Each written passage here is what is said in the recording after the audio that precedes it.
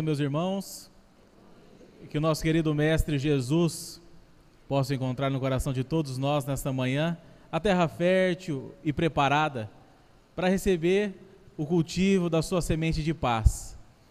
E pensando em Jesus, nós queremos abordar uma situação que aconteceu e que está narrada no Evangelho segundo o Espiritismo, a terceira obra de Allan Kardec, no capítulo 15, onde o título do capítulo é Fora a caridade não há salvação. Na verdade, nós queremos trabalhar uma parábola, mas com um olhar diferente. Essa parábola, eu mesmo já tive a oportunidade de trabalhar com ela em outros aspectos, e ela tem tanto ensinamento embutido que é curioso que cada pessoa que se propõe a falar sobre ela consegue explorar coisas novas, coisas diferentes. E hoje o nosso objetivo é falar um pouco sobre o que levou Jesus a narrar essa parábola. O que aconteceu antes para que ele pudesse usar desta história alegórica para passar os seus ensinamentos? Porque a questão das parábolas era algo bastante habitual, era uma forma que os sábios usavam para contar algo e ali passar ensinamentos significantes. E Jesus usou muito desse recurso, dada a condição do povo, os costumes de época.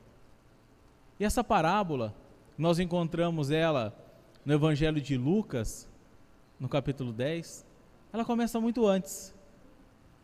A partir do capítulo 9, a gente já vai identificando os pontos em que ela irá surgir lá na frente. Nós estamos falando da parábola do bom samaritano. E ela se inicia quando Jesus reúne ali os seus discípulos e diz a eles: preciso ir para Jerusalém. Quando ele faz essa afirmação, todos que o ouviam compreenderam.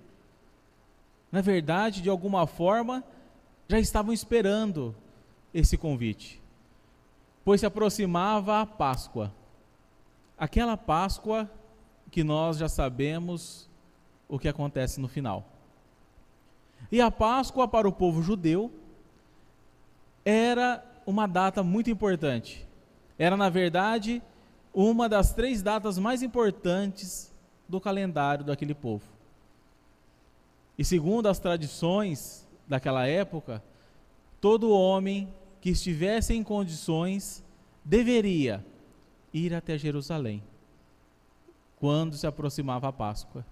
Contam aí os historiadores que Jerusalém não tinha mais do que 100 mil habitantes, e nessa época ela chegava a receber cerca de 1 milhão de pessoas. Se tornava um verdadeiro formigueiro humano por conta dessa atividade religiosa do povo judeu. Então, quando Jesus diz aos discípulos que quer ir para Jerusalém, tudo certo, eles eram judeus.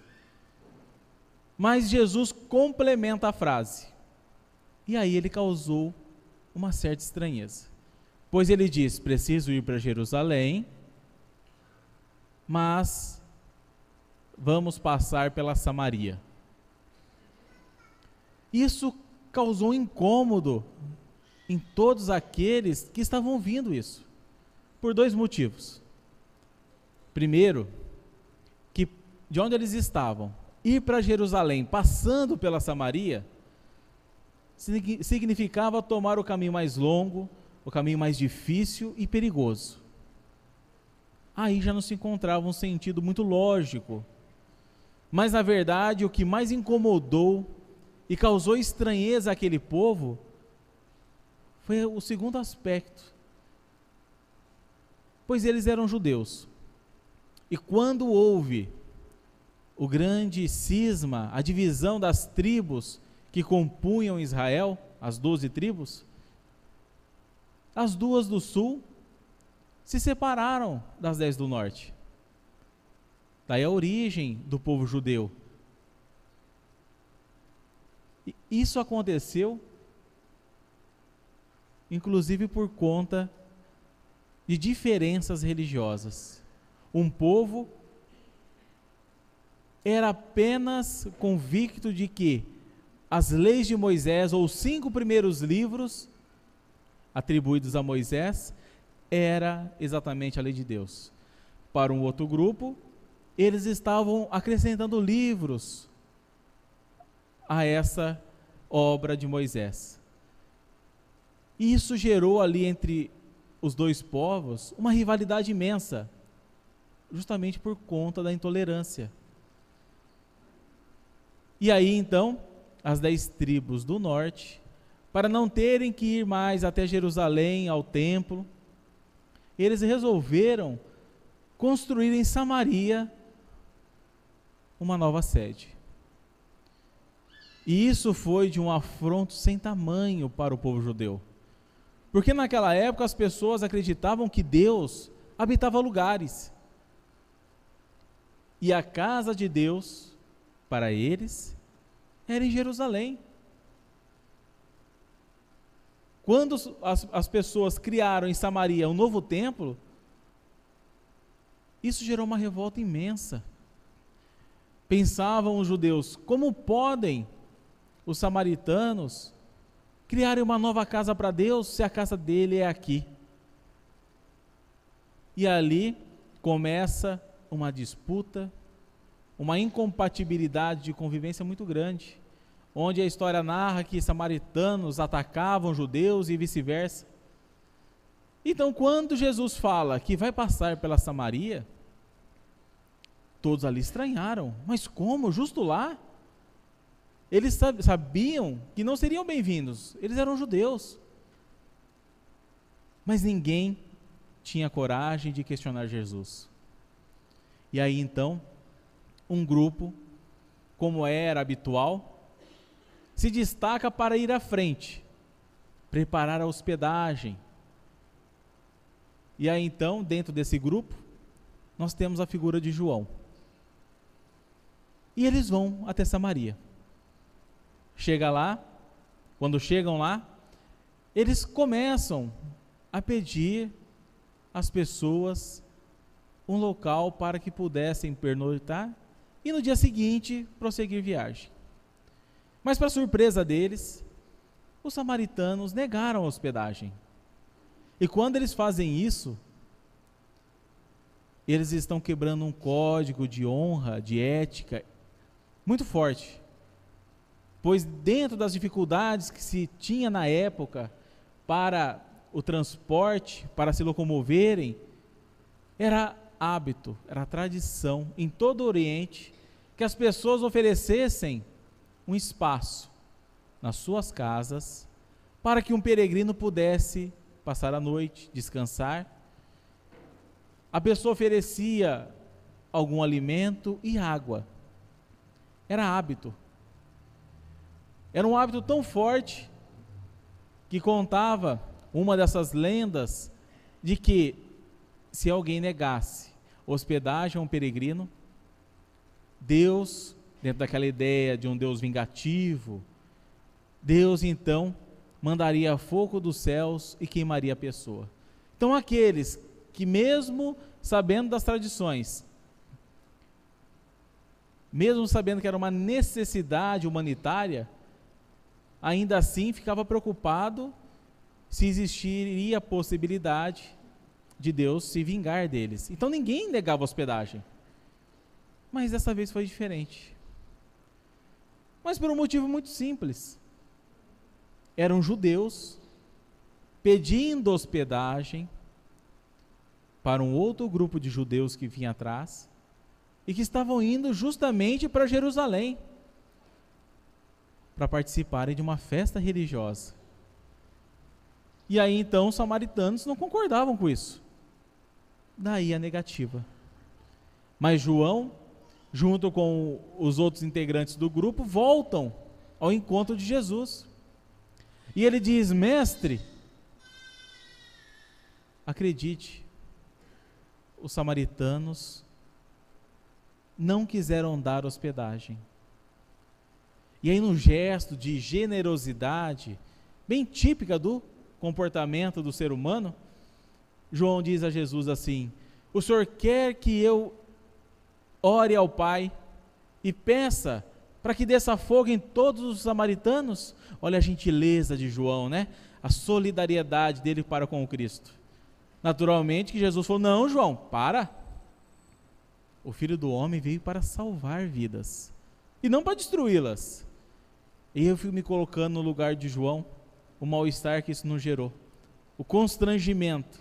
Mas João vai rever essa situação mais adiante, vocês vão observar. E aí então Jesus, mesmo sabendo que a sua hospedagem em Samaria havia sido negada, ele prossegue o caminho e vai para Jerusalém, passando sim pela Samaria. E curiosamente, quando ele passa pela Samaria, acontecem inúmeras situações onde ele aproveita cada oportunidade para ensinar, para exemplificar, para mostrar qual o caminho correto a ser seguido, através das suas atitudes. Mas realmente ele não ganha hospedagem em Samaria. Nós não vamos comentar sobre o que acontece em Samaria, as várias experiências que foram acontecendo por conta de tempo. Mas vale a pena quem quiser dar uma olhadinha, a partir do capítulo 9 no Evangelho de Lucas. Mas finalmente, depois de mais de um dia de peregrinação, sem terem a oportunidade de dormir, de descansar, com fome e com bastante sede, visto que era deserto. Era não, é até hoje aquela região um deserto. Jesus e os seus seguidores chegam a Jerusalém. E aí nós podemos imaginar o Cristo, o Messias prometido àquele povo, chegando em Jerusalém, deve ter sido recebido com um banquete, com um local adequado para o descanso, com água fresca. Muito pelo contrário. Quando Jesus chega a Jerusalém, ele é recebido por um doutor da lei, que tinha apenas um objetivo: fazer com que Jesus contradissesse qualquer questão das leis de Moisés, coisa que os fariseus tentavam sempre, mas que nunca conseguiam resultado. E dessa vez não foi diferente. E esse doutor da lei chega até Jesus e diz a ele: mestre, o que devo fazer para herdar a vida eterna? Coloque-se no lugar de Jesus por alguns instantes. Imaginem que depois de caminharmos por mais de um dia, extremamente famintos, sedentos e cansados, e alguém nos recebe perguntando o que é necessário fazer para herdar a vida eterna. Eu naturalmente teria toda a paciência do mundo em explicar, até porque quando estou com fome, com sede, com sono, fico extremamente paciencioso. Acredito ter todo o tempo do mundo para as pessoas. Mas Jesus, na sua grandeza espiritual, que dificilmente nós conseguiríamos um dia entender, ele então tem esse tempo. E ele sabe que ali seria uma oportunidade de ensinar. E ele então se esquece de todas as suas necessidades para poder atender aquela indagação do doutor da lei. E ali eles travam um diálogo bastante curioso, e que muitas vezes causa uma certa estranheza numa primeira leitura, no primeiro contato. Porque quando o doutor da lei faz essa pergunta a Jesus, Jesus responde à indagação do doutor da lei com duas outras questões. Ele responde: o que está escrito na lei? E como a lês? Parece um pouco sem sentido. Jesus é questionado e, ao invés de responder, ele devolve a pergunta ao doutor da lei. Mas essas duas perguntas que Jesus retorna àquele homem tem significado, tem sentido. A primeira, o que está escrito na lei, ele está já avisando ao doutor da lei que eles ficarão limitados ao texto, não querendo buscar interpretações, suposições, vão ficar ali, restritos ao que está no texto de Moisés. E a segunda pergunta, quando ele diz: como a lês? Também é uma pergunta muito significativa, visto que aquele povo, aquela doutrina, estava passando por reformulações, por transformações, nós podemos até dizer hoje por uma certa modernização. E as 614 leis de Moisés, aqui cabe até um comentário, muitos pensam que apenas 10 leis ou 10 mandamentos regiam aquele povo, na verdade eram 614. Um dado momento, um grupo ali dos doutores da lei chegaram à conclusão que era muito difícil para as pessoas seguirem tantas leis, tantas regras. E aí então chegaram à conclusão que se o ser humano cumprisse 10, um resumo de 10, já estaria muito bem. Eles conseguiriam seu objetivo. O tempo passou, e embora tenha ficado mais fácil para as pessoas, ao menos saberem quais eram essas leis, mesmo assim a prática era difícil. E os ensinamentos não eram passados como é hoje.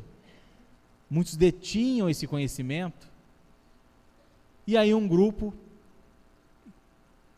qual tinha um personagem bastante curioso, de nome Hilel. O Hilel, para quem leu a obra Paulo e Estevão, vai identificar que é o avô de Gamaliel, aquele mentor de Saulo. E esse grupo então falou: gente, a coisa é mais fácil do que nós pensamos. Nós podemos facilitar as pessoas. E encontraram duas citações, entre tantas outras, dos 5 livros de Moisés, que segundo eles, resolveria qualquer questão. E que permitiria ao ser humano cumprir com seu papel aqui na terra.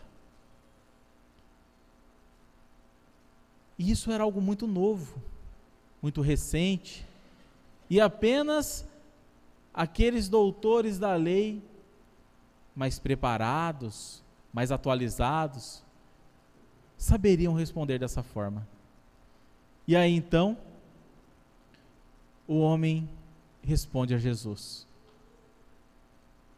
amarás o Senhor teu Deus de todo o coração, de toda a alma, e com todas as tuas forças, e ao próximo como a si mesmo. Quando esse homem responde a pergunta de Jesus, ele está mostrando ao Cristo que ele sim era um doutor da lei preparado, muito preparado, mas que havia cometido um único escorregãozinho. Ele não sabia que ele conversava com o governador espiritual da terra.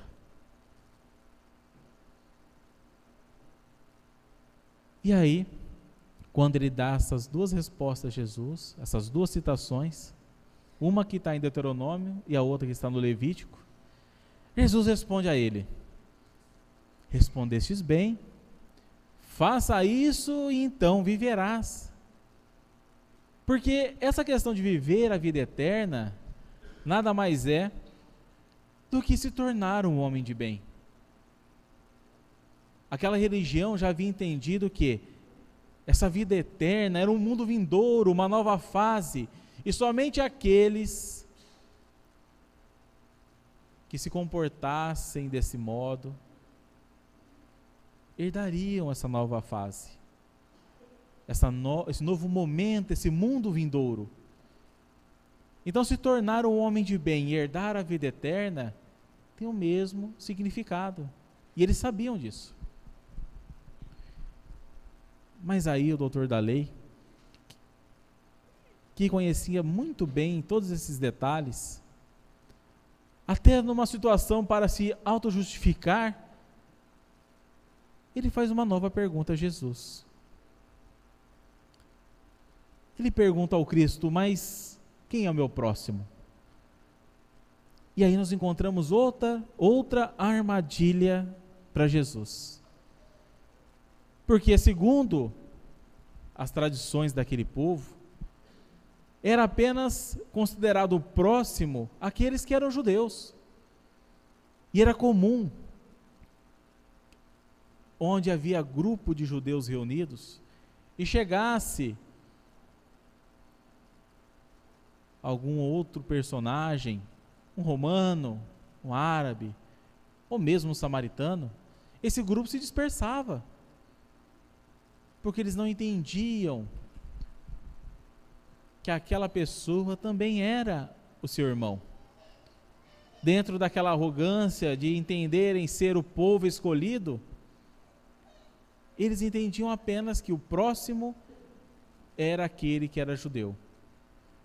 Mas aquele mesmo grupo que continha Hilel na sua composição, falou: não, peraí, tem alguma coisa errada. Se nós estudarmos um pouco melhor, nós vamos perceber que o próximo são todos. Pois se o pai é único, todos são seus filhos. E isso causava uma certa divisão dentro do movimento judeu. E se Jesus respondesse ao doutor da lei: olha, meu filho, o próximo são todos, e ele porventura entendesse indiferente, Jesus já arrumaria problema ali. Ou da forma inversa. E aí, para responder essa nova pergunta, Jesus então narra a parábola do bom samaritano. Ele diz: descia um homem de Jerusalém para Jericó, que cai na mão de salteadores, que é espancado, despojado e é largado semi-morto à beira do caminho. Quando Jesus começa a contar essa parábola, já logo nessa primeira parte, ele faz questão de não permitir que aquele homem que foi atacado, que ficou ali desmaiado, sem roupa, machucado, pudesse ser identificado. Pois os ladrões levaram suas roupas. Então não era possível mais saber de qual origem ele era, visto que as pessoas, de acordo com o seu grupo, se vestiam de uma maneira. Ele estava semi-morto ou desmaiado. Não daria para perguntar: ó filho, de onde você é? O que aconteceu? O homem estava incomunicável. E aí então, ele prossegue a narrativa dele dizendo que descia pelo mesmo caminho, e se descia pelo mesmo caminho, vinha de Jerusalém. Um sacerdote, que vendo o homem, passa de largo, ignora. Ele vê, mas ignora. Da mesma forma, desce pelo mesmo caminho um levita, que vendo, que também vendo, o ignora e passa de largo.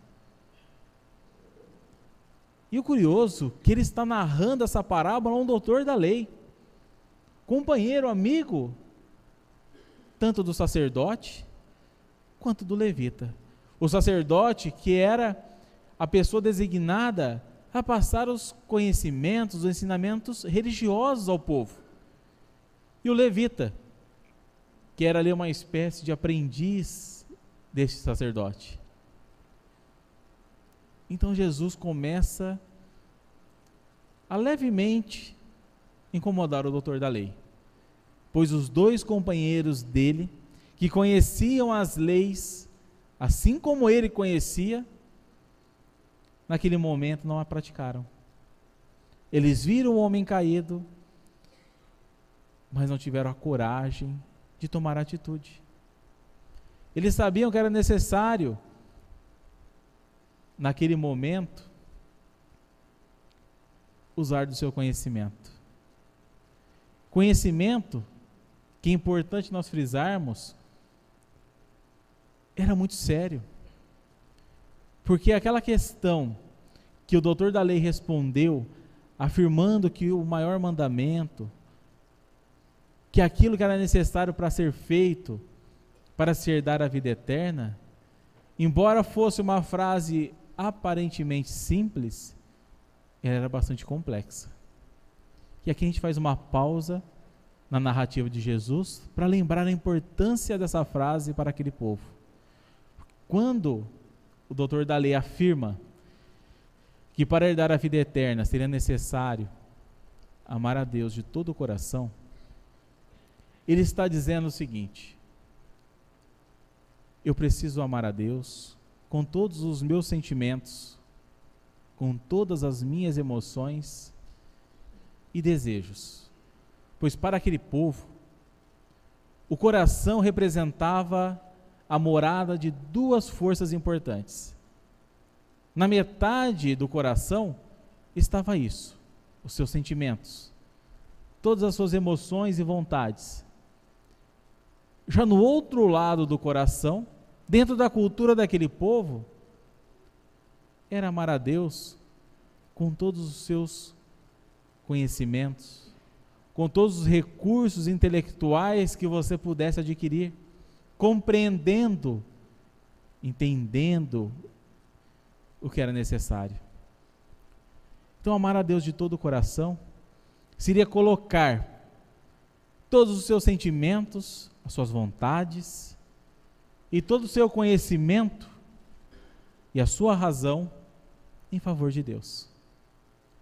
Curiosamente, Emmanuel, no livro Consolador, ele faz uma citação muito parecida com essa ideia, pois ele diz que o ser humano, para alcançar o seu ápice, para se transformar e buscar a pureza espiritual, ele deve traçar uma linha equilibrando, de um lado, todo o seu conhecimento moral, e de um outro lado, todo o seu conhecimento intelectual.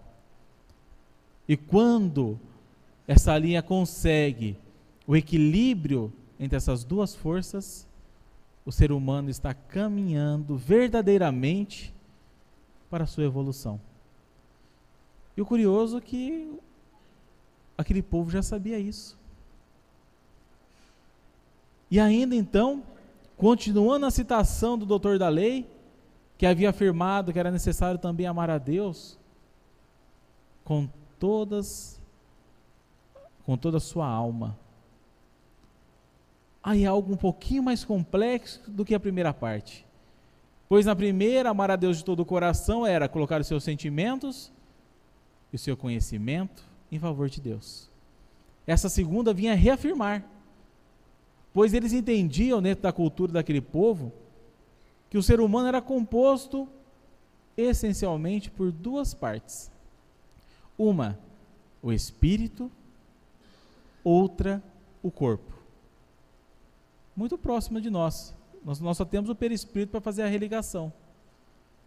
Mas eles entendiam que a pessoa trazia um espírito preparado e recebia um corpo para vivenciar o que o espírito tinha de preparo.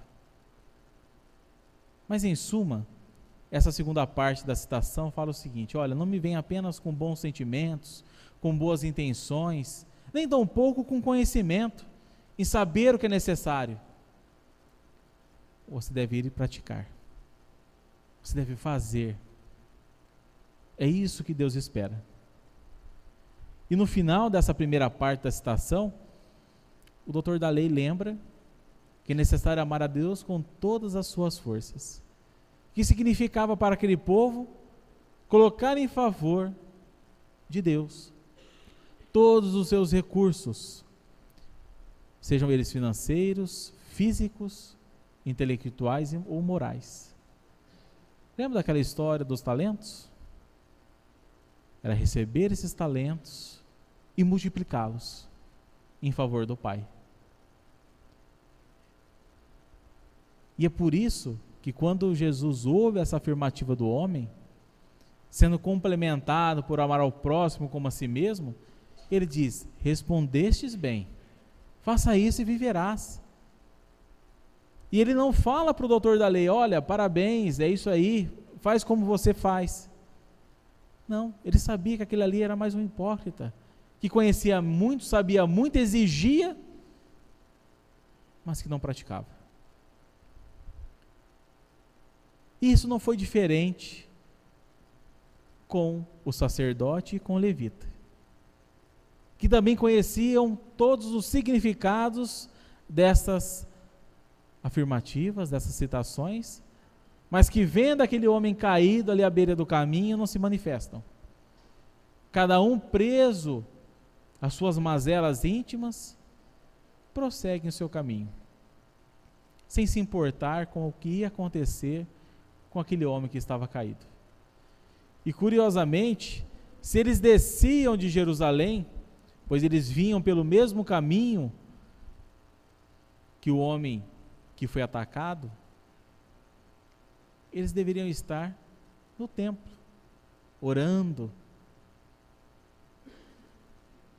fazendo toda a sua ensinação exterior, mostrando-se pessoas esclarecidas, se portando como religiosos.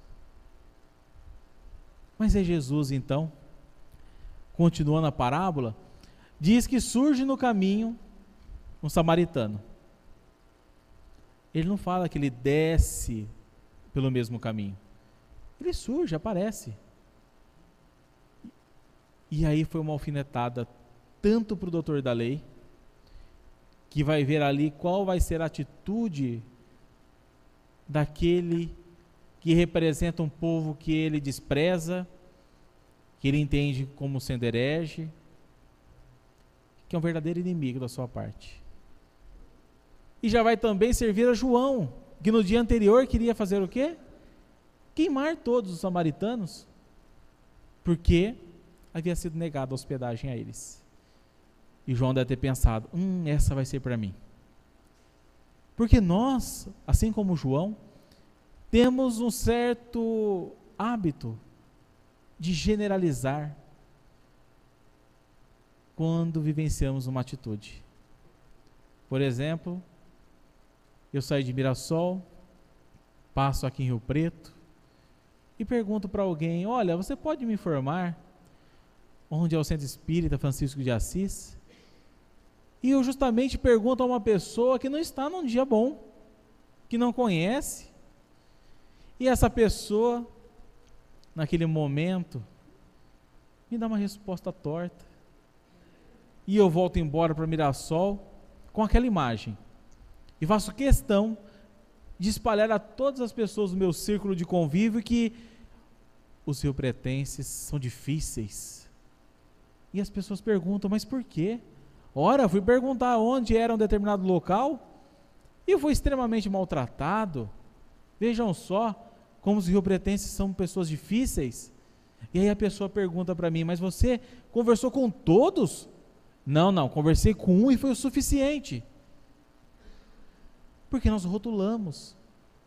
E João naquele momento havia feito isso. Mas então ele diz que o samaritano que surge no caminho vê o homem caído, da mesma forma que os demais. Mas ele é tomado de íntima compaixão, se aproxima do homem, cura-lhe as feridas com azeite e vinho, coloca sobre o seu animal e o conduz até uma hospedaria, cuida dele, e no dia seguinte, tendo que prosseguir viagem, ele paga o hospedeiro. E ainda afirma que se houver necessidade de qualquer gasto adicional, que por favor o fizesse, pois na volta ele pagaria. Vamos pensar sobre as atitudes desse samaritano.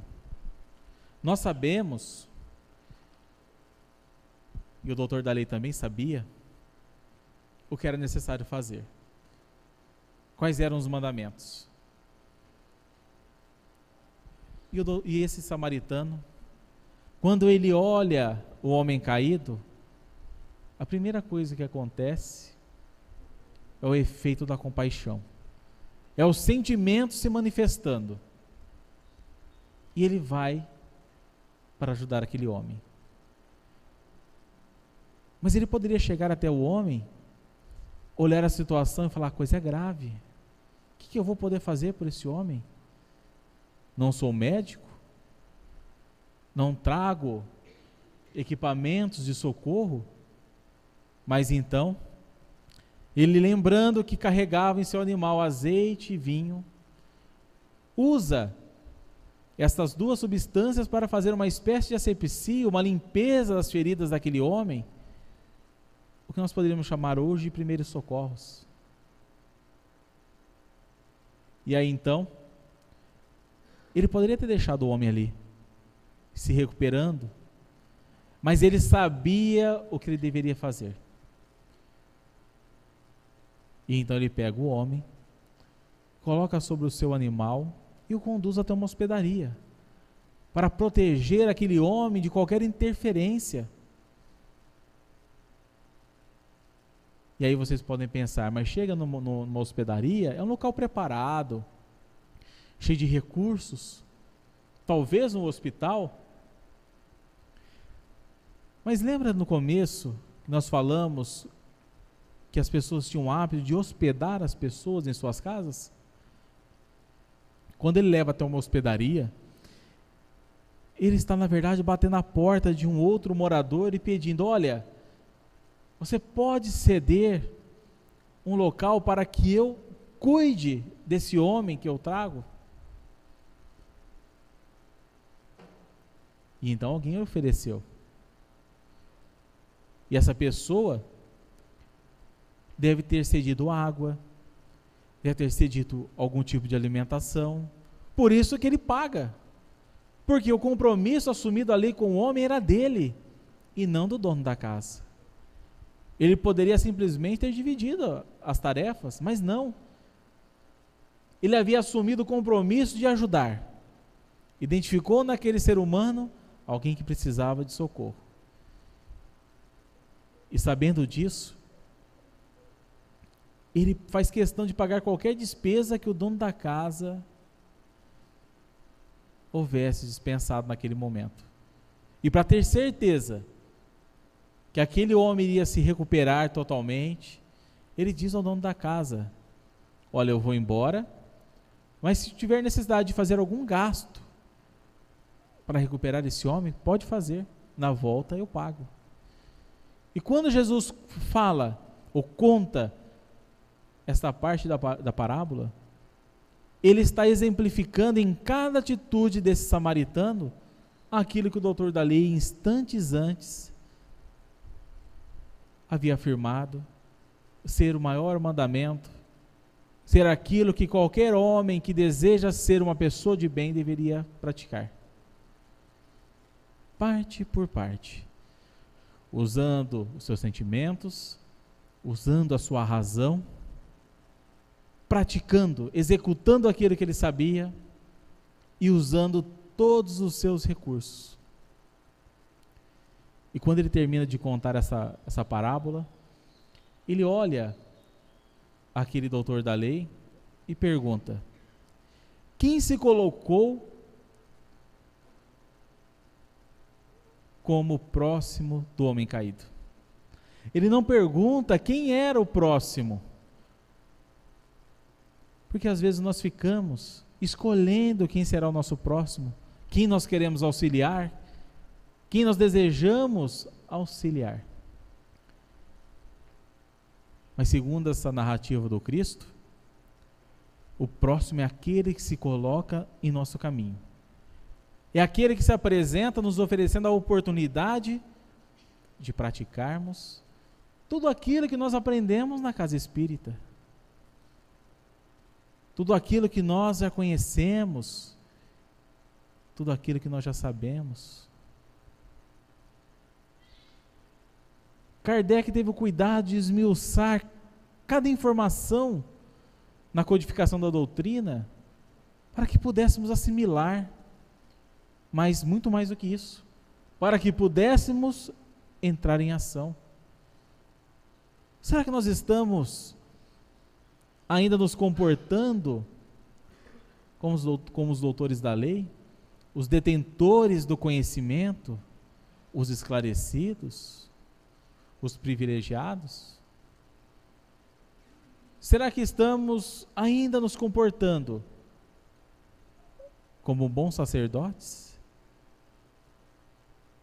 que passam a informação, que exigem a postura, mas que não fazem um movimento de autotransformação? Será que somos como os levitas, que seguimos os sacerdotes e cometemos os mesmos erros? Ou já despertamos para a necessidade de nos portarmos como aquele samaritano, que não mediu esforço e que cumpriu exatamente aquilo que ele já sabia, sem se importar com o que iriam dizer, pensar a respeito dele.